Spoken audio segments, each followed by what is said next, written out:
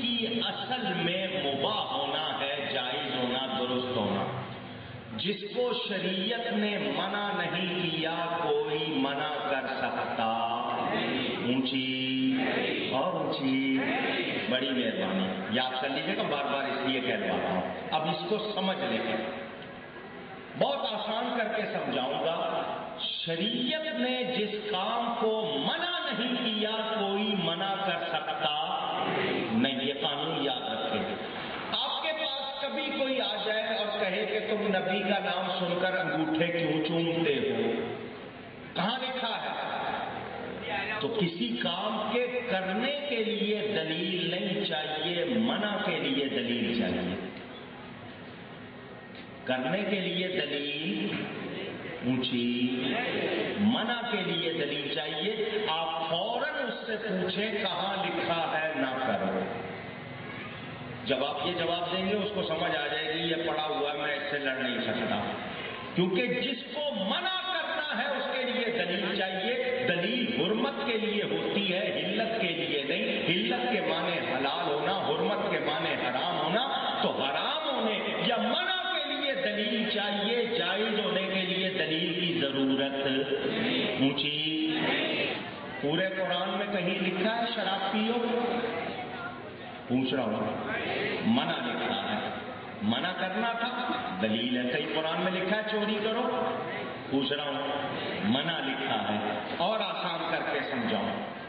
آپ لوگ سفر کرتے ہوں گے، بلڈنگوں میں بھی جاتے ہیں، ریلوے میں بھی، ہوائی جہاز میں بھی. اکثر جگہ پر لکھا ہوتا ہے تمباکو نوشی منع ہے، نو اسموکنگ. پڑھا ہے نا؟ پوچھ رہا ہوں کیوں لکھا ہے انہوں نے؟ باقی ہر بلڈنگ پہ نہیں لکھا، وہاں کیوں لکھا ہے؟ کہ منع کرنا تھا. منع کرنا تھا تو لکھنا پڑا یا نہیں؟ پوچھ رہا ہوں. اگر منع نہ کرنا ہوتا تو لکھنے کی ضرورت نہیں تھی. کہیں لکھا ہوتا ہے یہاں پر گاڑی کھڑی کرنا منع ہے، لکھا ہوتا ہے نا. تو منع کرنا تھا تو لکھنا پڑا نا. تو جہاں منع کرنا ہے وہاں دلیل چاہیے. ان سے کہو پورے قرآن میں، پوری حدیث میں دکھاؤ کہاں لکھا ہے میلاد کرنا منع ہے، کہاں لکھا کھڑے ہو کر درود و سلام پڑھنا منع ہے. یہ جس کام کے لیے آپ سے پوچھے کہ کہاں لکھا ہے کرو، آپ کو لکھے گی چھوڑو، یہ بتاؤ منع کہاں لکھا ہے. اور یہ 10 جنم لے لیں منع دکھا سکتے نہیں. تو جب یہ نہیں دکھا سکتے تو ان کے فتووں سے ہم بگڑ سکتے. ان کے فتووں کا حال آپ جانتے ہیں. ادھر کی ہوا چلے تو ادھر کا فتوا، ادھر کی ہوا چلے تو ادھر کا فتوا. دیکھے ہوں گے آپ نے فتوے ان کے بدلتے ہیں، ہوا کے ساتھ بدل جاتے ہیں. ویدر وہ ہوتا نا مورخ باغ نما، وہ جدھر کی ہوا ہوتی ہے ادھر اس کا منہ ہو جاتا ہے. ان کے فتووں کا بھی یہی حال ہے. پہلے ایک صاحب نے فتوا دیا جو عورت کو ووٹ دے گا اس کا نکاح ٹوٹ جائے گا، پھر خود اسی عورت کا بستہ اٹھا کے چل رہے ہیں. کدھر گیا فتوا؟ یہ کیسے مفتی ہیں؟ اسی کے لیے کسی نے شعر کہا، سچے مفتی ہیں مسائل کے بتانے والے. فتوا کس کو کہتے ہیں؟ قرآن حدیث کا حکم. کوئی بات پوچھی جائے قرآن حدیث اس بارے میں کیا کہتے ہیں، اس کو فتوا کہتے ہیں. تو جو سچے مفتی ہیں وہ قرآن حدیث کی بات کریں گے. سچے مفتی ہیں مسائل کے بتانے والے، مفتی یہ بھی ہے مگر مفت کے کھانے والے. یہ مفت و مفت مفتی بنے تو ان کے فتووں سے ڈرنے کی ضرورت نہیں. الحمدللہ ہم بدعتی نہیں ہیں، ہم اہل سنت ہیں. سمجھ آ گئی بات؟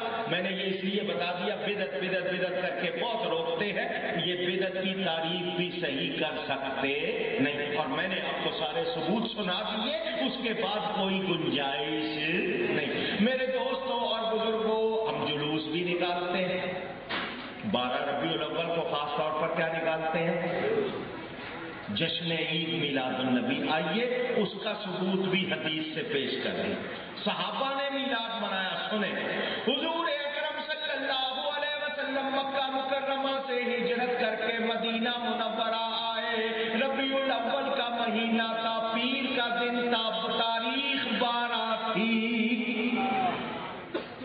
دن 12 تاریخ ربیع الاول کا مہینہ، جب حضور صلی اللہ علیہ وسلم مدینہ منورہ میں داخل ہوئے، صحابہ نے آمد رسول کا جشن منایا۔ آمد رسول کا، سب کی آواز چاہیے۔ اب تھک گئے، میں تقریر بند کر دوں تو پھر ذرا محبت کا ثبوت دیجیے۔ آمد رسول کا جشن منایا، یہ کہتے ہیں صحابہ نے نہیں منایا، مسلم شریف حدیث کی مشہور کتاب بخاری اور مسلم بہت مشہور، مسلم شریف میں حدیث موجود ہے۔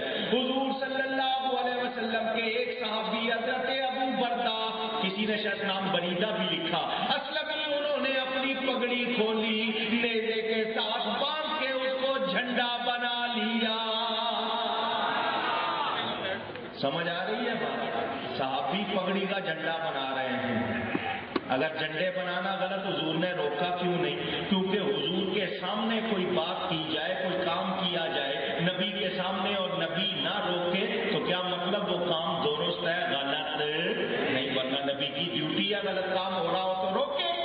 اور اس کو حدیث تقریری کہتے ہیں، جو کام حضور کے سامنے ہوا، حضور نے نکیر نہیں فرمائی، منع نہیں کیا، اس کو حدیث تقریری کہتے ہیں۔ صحابی نے جھنڈا بنا لیا، سارے صحابہ ارد گرد، بچے اور غلام گلیوں میں آ گئے، عورتیں مرد چھتوں پہ چڑھ گئے، وہ سارے نعرے لگا رہے تھے، یا محمد یا رسول اللہ، یا رسول اللہ کے نعرے لگا رہے تھے۔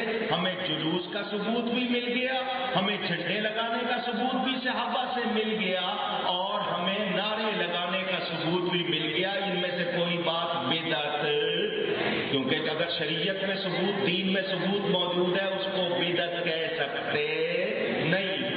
بچیاں دف بجا رہی تھی، گیت گا رہی تھی، طلع البدر علینا من ثنیات الوداع وجب الشکر علینا ما دعا للہ داعی۔ عربی کے ہیں، بہت مشہور، طلع البدر علینا، نکل آیا، چڑھ آیا فضل و کمال کا چاند ہم پر۔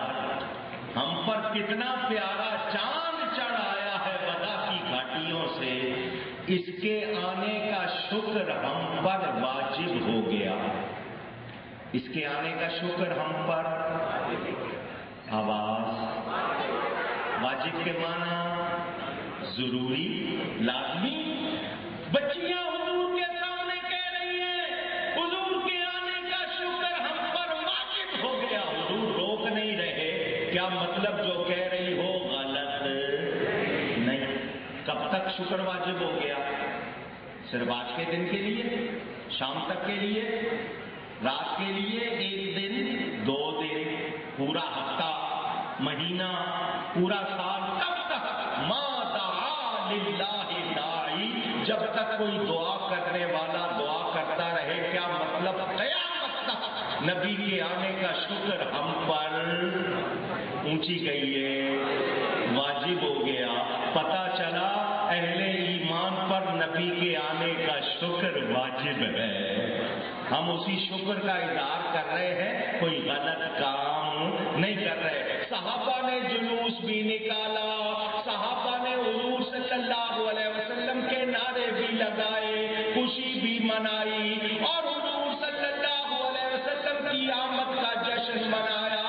پتہ چلا میلاد کے دن جلوس نکالنا، جھنڈے لہرانا، نعرے لگانا، نبی کی نعتیں پڑھنا، یہ صحابہ کی سنت ہے، صحابہ کی سنت ہے۔ بتائیں میلاد منانا کیا بدعت ہے؟ اونچی، کیونکہ بدعت تو اس کو کہتے ہیں جس کا ثبوت دین میں نہ ہو۔ دیکھیں ہلال، ہلال کس کو کہتے ہیں؟ چاند کو۔ جب چاند شروع ہوتا ہے نا باریک سا، اس کو ہلال کہتے ہیں۔ آپ کبھی اپنے ناخن کاٹتے ہیں تو وہ کس شکل میں ہوتا ہے؟ چاند کی شکل میں باریک سا، اس کو ہلال۔ جب چاند پورا ہو جاتا ہے اس کو بدر کہتے ہیں۔ تو وہ کہہ رہی ہے ہم پر پورا چاند چڑھ آیا، یہ فضل و کمال کا چاند